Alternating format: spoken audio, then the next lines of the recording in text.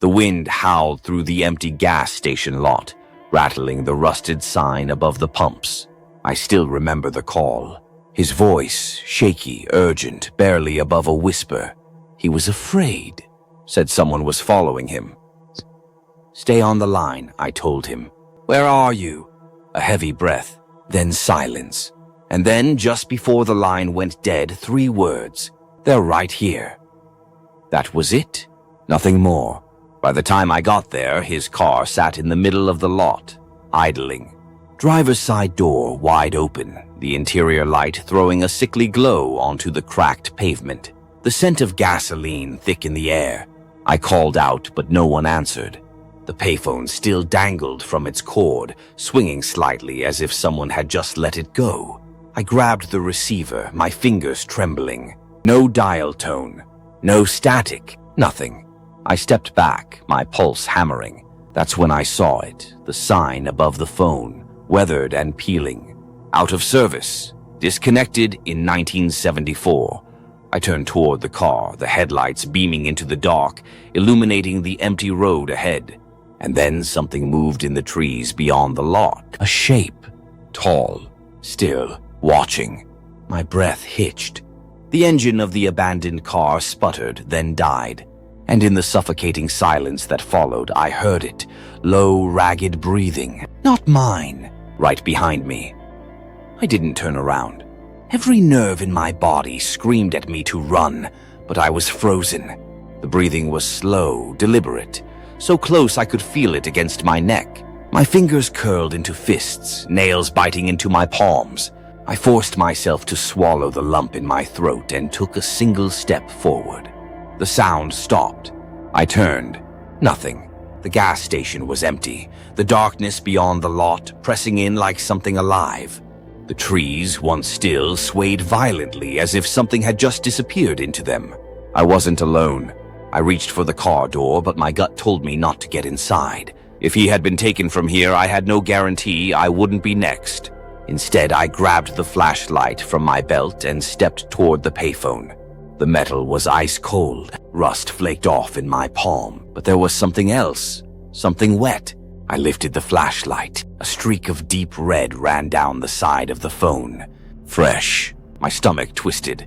He had been bleeding.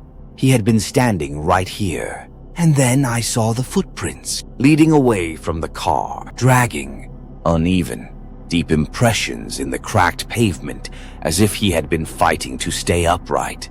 They trailed toward the trees, vanishing into the undergrowth. The moment I took a step to follow, the payphone rang. The sound tore through the silence, shrill and deafening. I nearly dropped the flashlight. My hands trembled as I reached for the receiver, lifting it with slow, measured movements.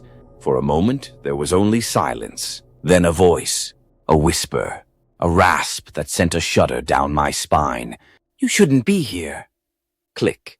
The line went dead. And then the car door slammed shut, but no one was inside. I spun toward the car, my breath catching in my throat. The door, wide open just seconds ago, was now shut. The headlights flickered. The engine, which had died on its own, coughed and sputtered back to life, but there was no one behind the wheel. I backed away, my grip tightening on the flashlight. The air felt thick, suffocating. Every inch of my skin prickled as I scanned the lot, my pulse hammering against my ribs. And then, movement. In the reflection of the car's rear window, I saw it. A figure standing behind me. Not just standing, leaning in. Too close, too still. I turned fast, swinging the flashlight wildly. The beam sliced through empty space. Nothing. But the second I looked away, bang, something struck the car from the inside. I jumped, my heart slamming against my ribs. Another bang, louder this time, rattling the windows. Something or someone was in there. Slowly, I reached for the driver's door handle.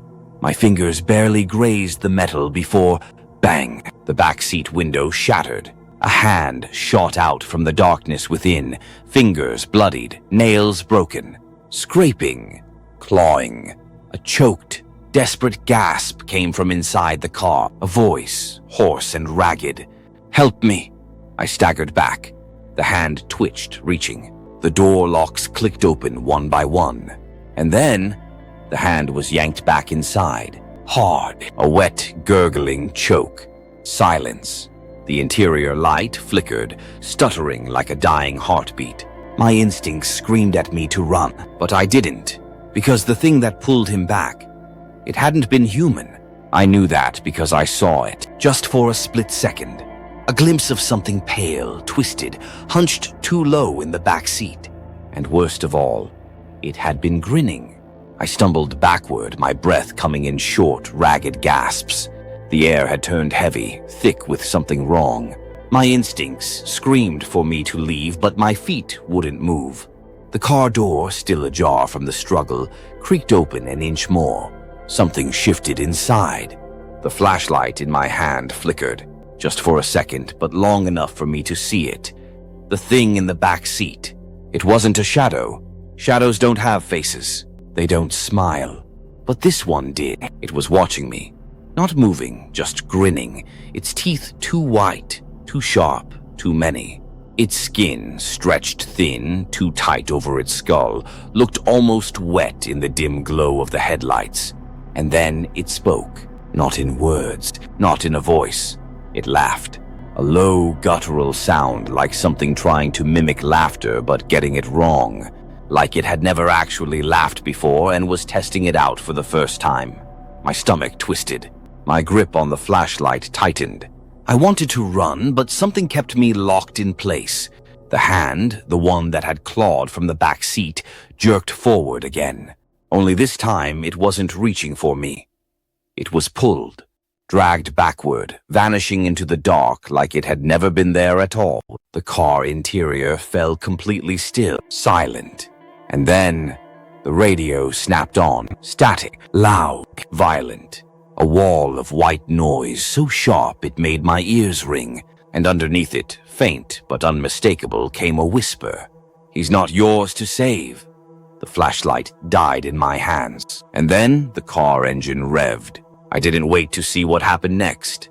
I ran, but as I sprinted toward the road, the gas station lights blinked out one by one. The darkness closed in around me, swallowing everything. And just before I crossed the edge of the lot, just before I escaped into the night, the payphone rang again. And this time it didn't stop. The Man Who Called for Help, 1978, Part 5. I stopped. I shouldn't have, but I did. The sound of that phone, shrill, unnatural, cut through the air like a knife. It echoed in my chest, rooted me in place. One ring, two, three, each one louder than the last, like it was calling me now. I turned slow. The gas station was completely dark, except for the phone. It glowed faintly, casting a sickly green light from the booth, like it was lit from somewhere inside the line. There was no reason to go back. No logic, no guarantee I'd come back out. But I walked. Each step toward the phone felt like dragging myself through water. Heavy, sluggish, wrong. By the time I reached it, the ringing stopped. Silence. I stared at the receiver. It was still swaying, just slightly, as if someone had let go only seconds before. I picked it up. This time there was no whisper, no voice, just breathing. Then the sound of footsteps, not mine, inside the phone line.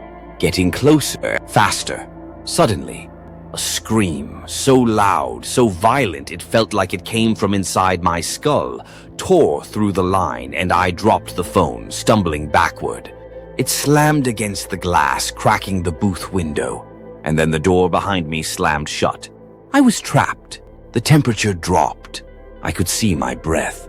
The walls of the booth began to fall, and something, fingers, started dragging across the glass from the outside.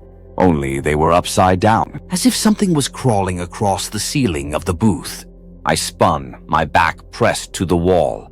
I couldn't see it, but I could hear it, skittering, scraping, whispering in a language that didn't sound like anything human.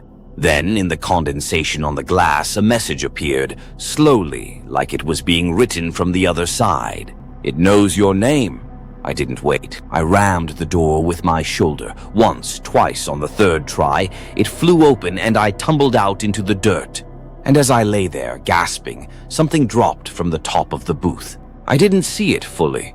Just legs, too long, bent backward, twitching unnaturally, disappearing into the trees. I ran again.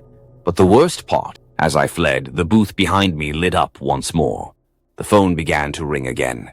But this time it was my name being spoken in the ringing. Soft, clear, and not just once. Over and over and over. I didn't stop running. Not when the trees closed in. Not when branches tore at my arms. Not when I tripped and nearly cracked my skull on a root. I ran until my lungs felt like they'd tear open. Until the woods thinned. Until I collapsed onto the edge of a gravel road under the pale flicker of a dying street lamp. And then, headlights. A pair of them. Cutting through the trees, slowing as they reached me. An old tow truck rumbled to a stop beside me, the engine hissing as it settled. A man leaned out, bearded, leather gloves, cigarette clenched in his teeth. "Jesus," he muttered. "You all right?" I could barely speak. I must have looked insane, covered in blood that wasn't mine. He helped me up, eased me into the passenger seat. The radio was playing something soft, Fleetwood Mac, I think. I clung to the sound like a lifeline. He didn't say much on the ride back into town. I told him what happened, or tried to. He didn't ask questions, just nodded slowly like he already knew. Before he dropped me off at the sheriff's office, he finally spoke. "You saw it, didn't you?" I turned to him, heart skipping. "What?" He nodded toward the woods. "The thing, from the gas station. You're not the first." I stared. "Then why hasn't anyone stopped it?" He looked at me, eyes tired. "Because no one ever makes it out alive." I froze. "Then how?" He smiled. "Just a little. You're the first one who ran." He drove off before I could ask more. The sheriff's office was warm, lit, real. They took my report. Said they'd check the station, but I knew they wouldn't find anything. Not really. A few weeks passed. I couldn't sleep. I couldn't stop hearing the phone ringing. Couldn't forget the message in the glass. "It knows your name." Then, one night, I got a call. Home line. Old rotary phone. I almost didn't answer, but I did. Silence on the other end. Then, "Thank you." His voice. "The man from the gas station. I'm free." I sat down hard. My chest clenched, eyes stinging. He kept talking. Calm, peaceful. Said he didn't have long. Said it had fed on fear, on people who stood still, who listened too long. But someone who ran, someone who refused to play the game, that confused it. Broke the cycle. "It's gone," he whispered. "And I'm not the only one you saved." The line crackled. And then I heard them, voices. Dozens, hundreds, layered behind his, all whispering the same thing. "Thank you." Click. The line went dead. I never got another call. The phone never rang again. The gas station, torn down a year later. No one found the car. No one ever explained the blood. But I know what happened. I know what I saw. And I know what I stopped. People say I was lucky. But luck had nothing to do with it. I just didn't listen. And sometimes, that's the only way to survive the things that want you to.